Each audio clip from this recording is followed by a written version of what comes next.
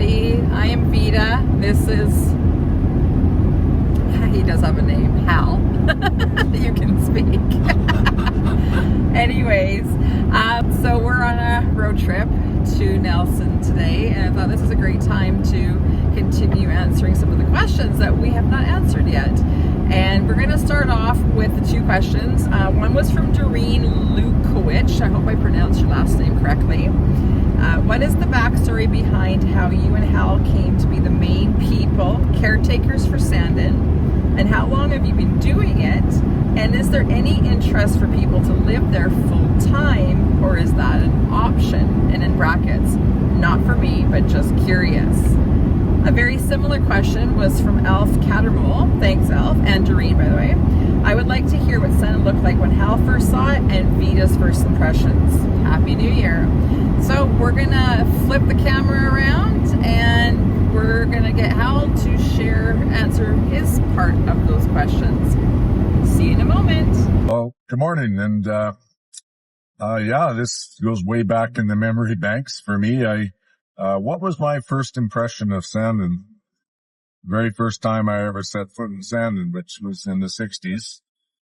And I did have a little bit of a forewarning.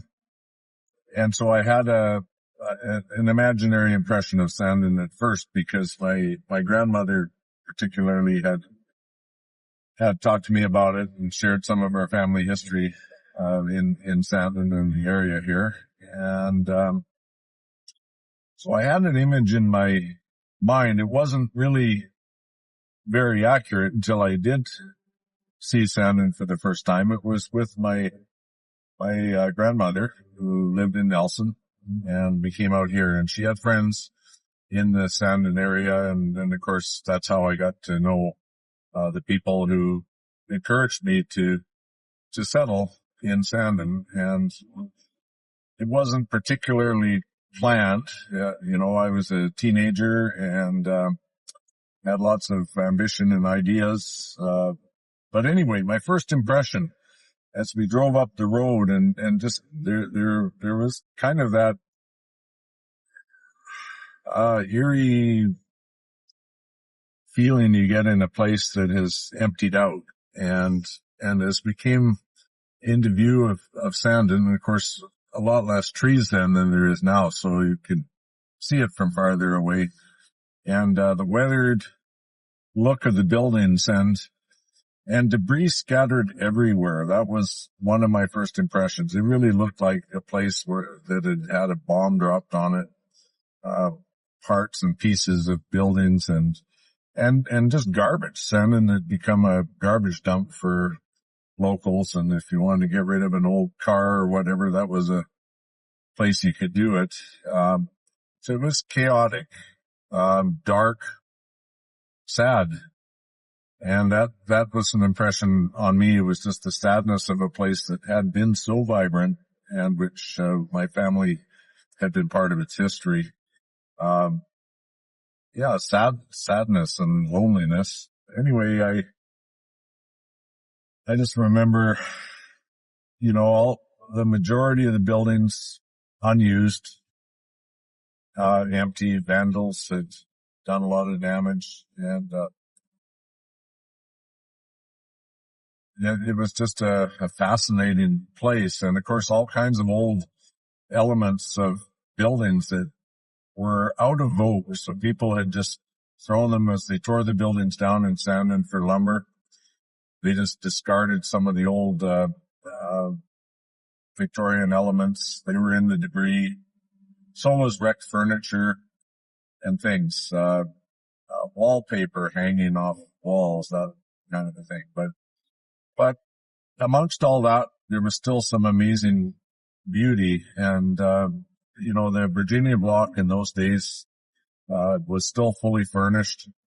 The downstairs windows were boarded up, but you could look through the windows and you could see everything on the walls and some of the furniture and that sort of thing. Very, very fascinating.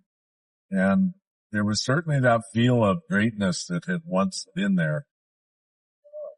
But anyway, it is an image I'll never forget until I lose my mind, but it did inspire me.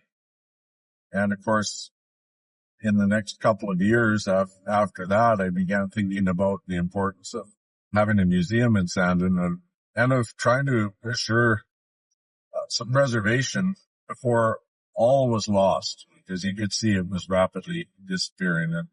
And I remember there at the time, there were people actively tearing buildings down and in the debris that nobody bothered to clean it up or haul it away. They just heaved it as far as they could off to the side. And amongst that were old newspapers that had been used to insulate the walls a little bit and just things that were discarded, old window blinds or things. And, anyway, most amazing. So that was my early impressions. And I should answer the other question. How do we come to be custodians of Sandon? Well, that has evolved over the last half century, because as people were trying to purge themselves of any interest in Sandon, the land had become relatively worthless. It was a dying place. And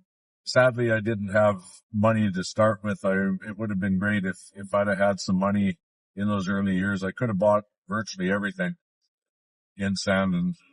Nobody else wanted it. But over the years, I did try. My family tried to purchase what we could. And so over the years, we've managed to acquire almost all of the privately held land in Sandon. And really, the reason for this was effectively a privately owned land trust, family owned, you could say. And the reason for that is to ensure that we don't lose those things that make Sandon really special, the things that inspired me and others, by the way. I became good friends with Bill Barley. Sandon was probably his favorite place of all. And he also really had that image in his mind of what it was when he first saw it. He wanted to preserve so many of those special elements. We've tried. We haven't been entirely successful, but at any rate, it was important to try to acquire what we could. And of course, in the process of becoming the principal landowner here, and it also has a caretaking role associated with it, just to protect our properties from vandals and thieves, and make sure that the roofs aren't leaking and that the buildings aren't deteriorating, that sort of thing. And to make it safe for visitors to come and see it, because that was the one thing. When I first saw Sandon, it was such a chaotic mess. Boards with nails sticking out everywhere. I can't tell you how many times I've stepped on nails in my lifetime, but trying to make sure that that wasn't going to happen to people that were encouraged to come and enjoy Sandon.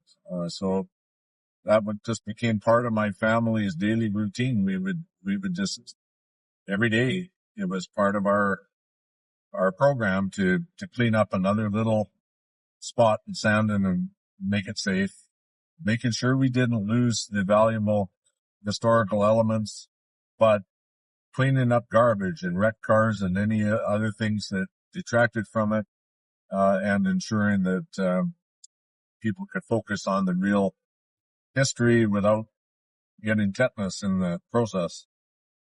So that was kind of how it came to be. And then, of course, as we became known to be the people that were trying to preserve Sandon, people would approach us with different things from Sandon. And if we could verify that they were, if we could afford it, we'd try and buy the pieces so that they could come back and be a permanent part of our exhibit there, or exhibits, I should say, all over the place. And we were able to repatriate those things to Sandon, and people have enjoyed them now, some of them for many decades, and we're proud of it. Bill Barley, when he when he was young and I was young and we became friends, and he had quite a desire to do something in Sandon, and had he had the money, he would have. His heart was certainly in the right place, but he was ahead of his time. I guess I was too. Most people didn't see a lot of value in Sandon. It was just old rubbish that should be discarded. And I can remember many of my friends and peers just saying things like, well, why don't you just bulldoze it? Or why don't you burn it? Who cares? But I did, and Bill did, but he wasn't in a position where he could afford to do what it took to make progress. And at one point he came to me and he said, I think you should just buy my Sandon property and artifacts and things like that. And I did, and they're still there today for people to come and enjoy. And then of course, over the years, we've managed to acquire all kinds of other great stuff. Some of it little teeny things, and some of them big things, like the big steam locomotive in Sandon. That's certainly the biggest artifact that we've moved back to Sandon, something that worked there 100 years ago. So that's kind of how that happened.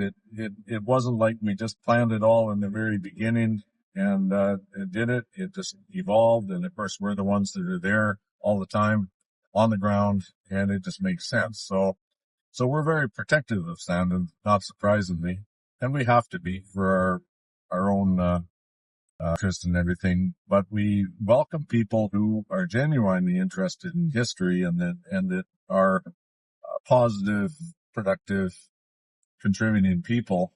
So as far as people living in Sandon goes, we don't discourage it unless the people are obviously going to be a poor fit for our community. First of all, it's not an easy place to live. The supermarket is just down the road. Tons of snow in the winter. Lots of visitors. Yeah, the visitors, of course, is why we do this, but we get a surprising number of people approaching us thinking they want to move to Sandon. And I think it's more driven by kind of a fantasy of back to the land, live simply, peace and quiet.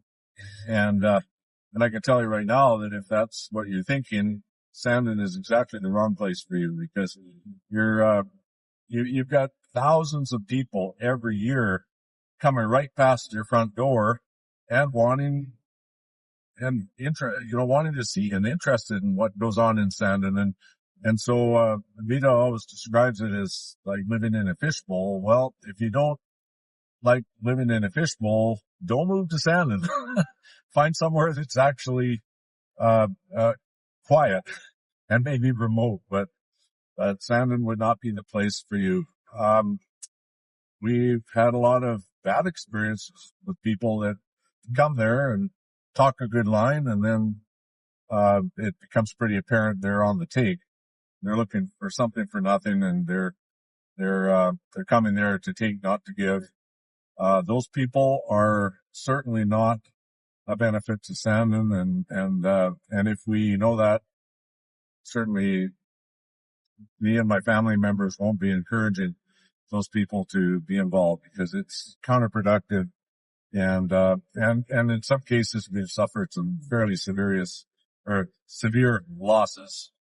And it takes away from our ability to focus on the improvements that we want to do in Sandon to enhance the visitor experience. Yeah. So we have to be careful. It can't be just wide open to anybody and anything.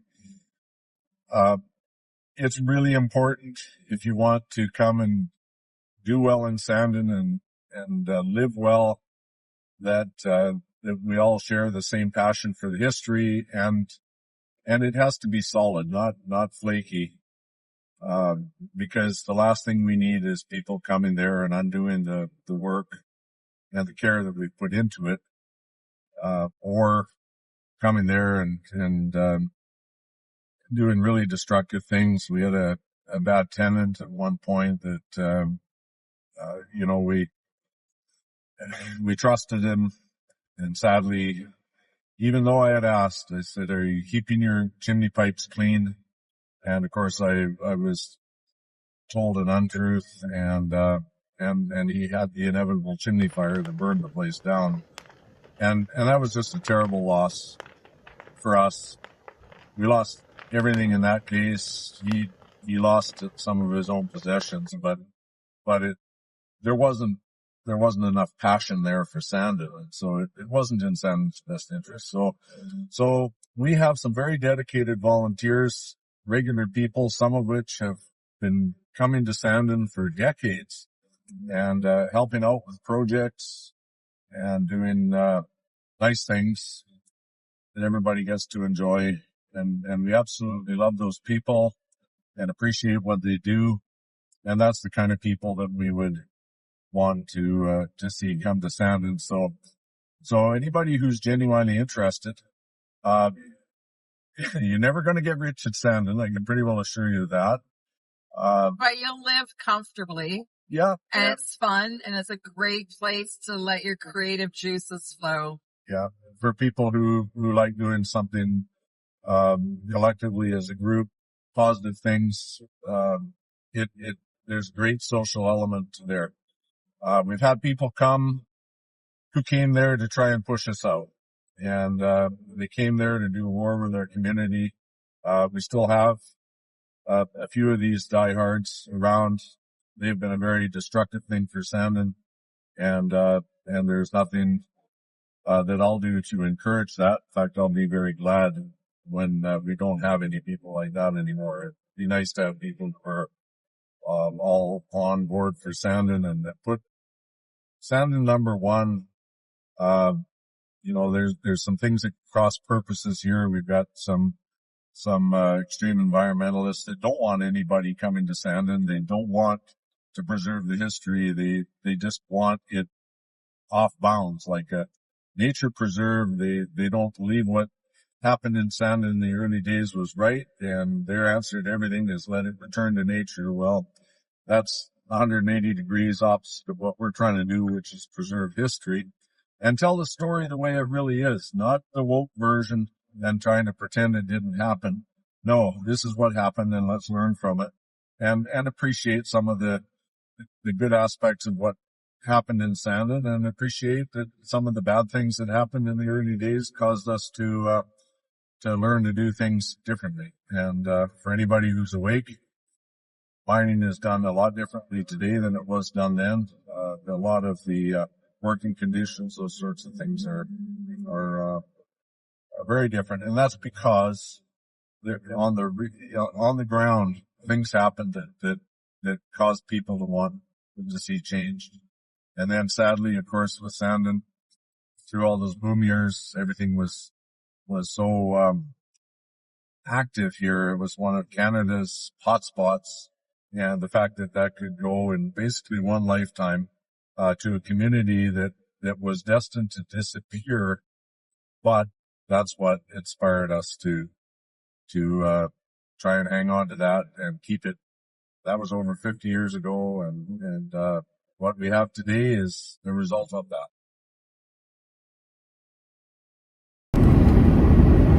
Thank you, Hal, for sharing that, and thank you guys for tuning in. If you have any questions that have risen from this interview, from this storytelling, please shoot them in the comments below. Don't forget to like, subscribe, follow, whatever. Keep our channel growing, and we look forward to sharing more stories. And Alf and Doreen, I will share mine as a part 2. All right, guys, have a lovely day. Thank you. Until next time. Thanks, guys.